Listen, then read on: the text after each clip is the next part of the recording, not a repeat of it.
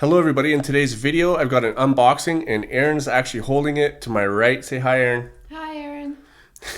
And so we decided, okay, we're going to open one present early each, and it just turned out that we both picked the one present that was like our best present each. So she got like the best present I gave her, and then I told her that this is the Master Ghost Cube. Before I open it, you got to like stop me so I can make a video. So she did that. I was like, yes, out of all those presents, I just happened to pick the Ghost Cube. At least I hope so. Let's hope she's not playing a joke on me like last time. There are consequences this time if she does. So I'm pretty sure that this is the Master Ghost Cube. So let's go, Aaron. Let's put it here.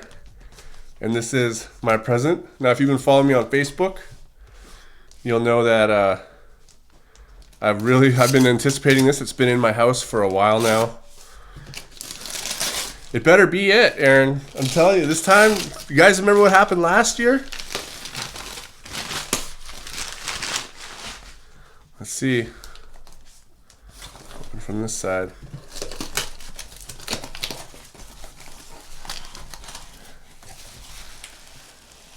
It is! Yes! I figured it was because of those consequences. I can't tell you guys what it is, but yes. Master Ghost Cube. Thanks, Aaron. You're welcome. Aaron loves me. I'm going to zoom up.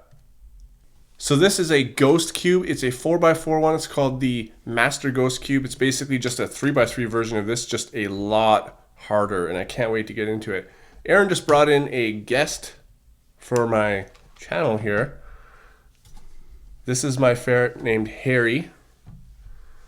He's a very good boy. He wants to play. Anyways, guys, let's go back to the Ghost Cube. So just like this one, it's basically built to be off center. So you have to actually turn it because you can see here, this is like a 4x4. This is 4 centers, 4 edges, and then 4 corners.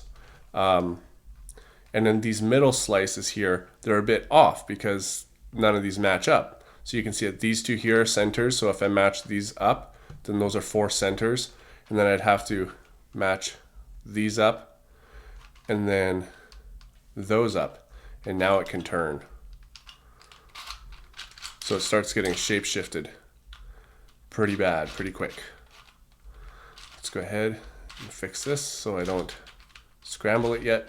Now I'm not going to scramble it in this video, and the reason for that is because I need to take my time and memorize the puzzle first. It's one of those ones where you got to kind of memorize where some pieces go, otherwise you're gonna screw it all up. Look at the tiny little stickers on here.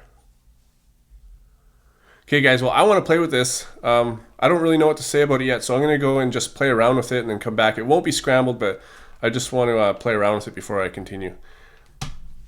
Okay, so I just went and played with this for maybe half an hour and took some time to memorize some things to notice for my solving. And usually I won't take the time to memorize my puzzles before I solve them. I think it takes away from the challenge. But something like this is so difficult that I think a little bit of memorization is needed. For instance, now I can see that this top layer here has a big sticker and a small sticker. Okay, on this side is the same thing. There's a big sticker on this one with a small sticker. So I know that these are centers, okay? And also you can see how much taller these ones are compared to some of these other centers. So I'll be able to know which ones are centers, and I can match all 4 up like this. I can match all 4 up here, all 4 up here. Then I can match up these edges together and these edges together, but I think I'll do regular centers, then edges, and then solve as a 3x3 and deal with parity as I go. Now, when it comes to the center slices, so let's just turn this, actually turn it like this. So you can see that these centers do not line up. So I can't, when I actually match them up, I can't exactly know if they go together.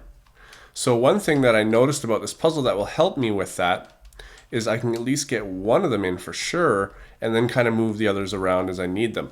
So let's take a look at this. We can see that this here's center, the center lines up with the corners and all this stuff. This is one that lines up completely. And if I can see that the center line goes straight down, and it pretty much meets up with this one. So if you look on this side, you can see that it goes down and it pretty much meets up with this. Now it doesn't meet up perfectly, but it meets up perfectly and good enough that I can probably do something with it. Same with this one. You can really see it here. I mean, you know what I mean? It's perfect. So I think that I'll be able to use that to my advantage. Now there are some things that I'm going to have to keep in mind. Because this is a hand modded puzzle, there are little mistakes and things like that. It's not a 100% perfect. It wasn't done using math and computer, building a mold and injecting, you know what I mean? So for instance, on, where is it? On this center here, you can see this piece does not line up flush, completely flush with that. If I move this in, then it does. But it just naturally doesn't. And that's just hand mod. I mean, that's going to add to the challenge. And we can also see that these two edges, okay, don't line up perfectly. They're, you know, one is a little bit in from the other. So I'll have to keep that in mind. I've gone over the entire puzzle, and for these kind of things where pieces don't line up 100%, like this piece here, that is just something I'm going to have to keep in mind. It's going to add to the challenge. It doesn't make the puzzle low in quality. This is a very high quality puzzle, but it is something that I'd have to check on. Now, if I didn't take the time to go over the puzzle and memorize that before, before actually scrambling it, I think that I might have gotten stuck on that. I would have been looking for this piece, and eventually I would have found it, but at first I probably would have been a little frustrated that I couldn't find that piece. I really like the way this puzzle looks, just, sitting down next to its little brother, the 3x3, and I also have a 5x5 being made, and he said it might be done by the end of the year, so maybe by New Year's, so you might be seeing it soon. I'm guessing at least within a month from now you'll see it.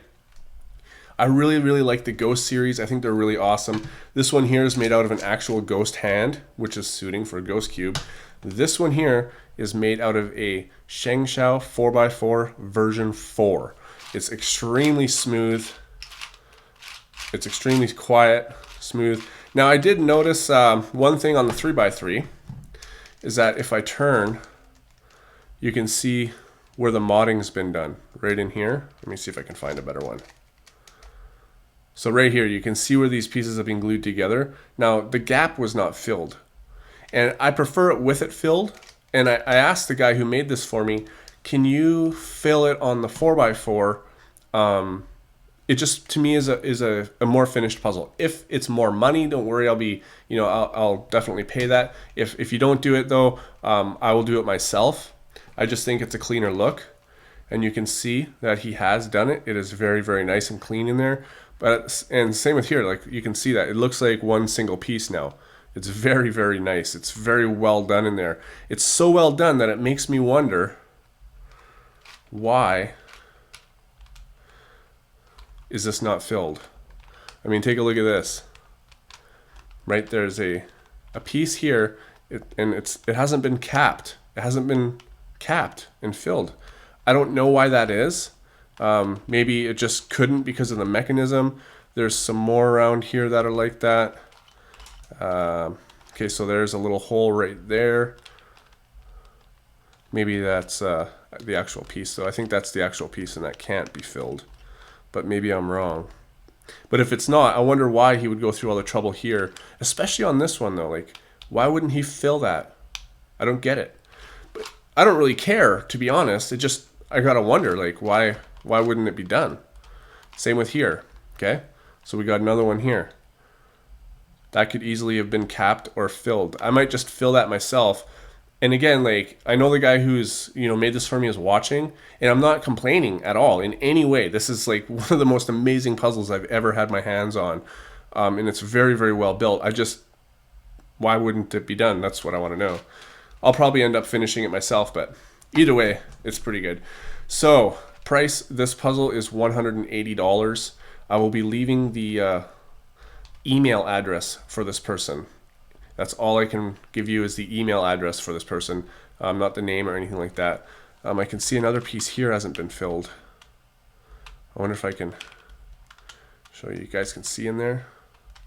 Bet you that'll show up if I turn this. Yep. Now you can see I can stick my finger right in there. And it just makes, and see, it wasn't filled on the side here too. I don't know why.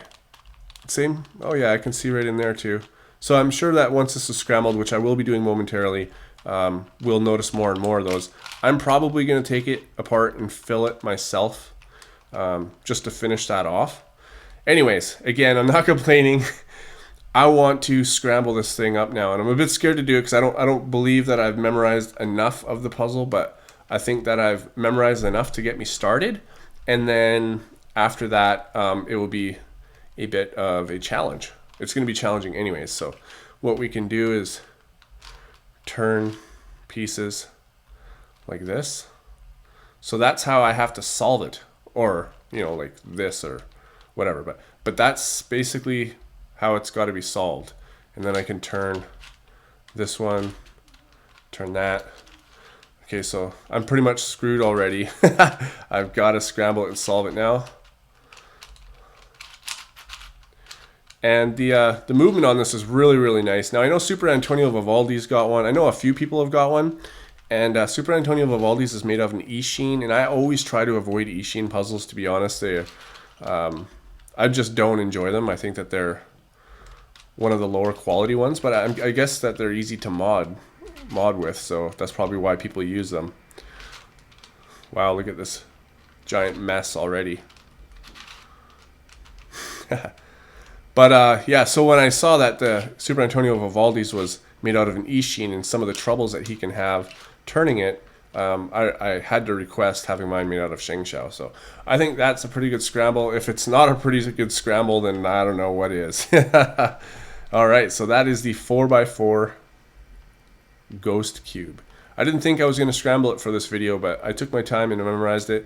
And now it's no colors. I have to go by shapes, and this is going to be one very, very difficult puzzle to solve. And if you know me, shape-shifting puzzles are my favorite, and this is going to be really awesome. So thanks for watching, and I'll see you on my next video. What about the other?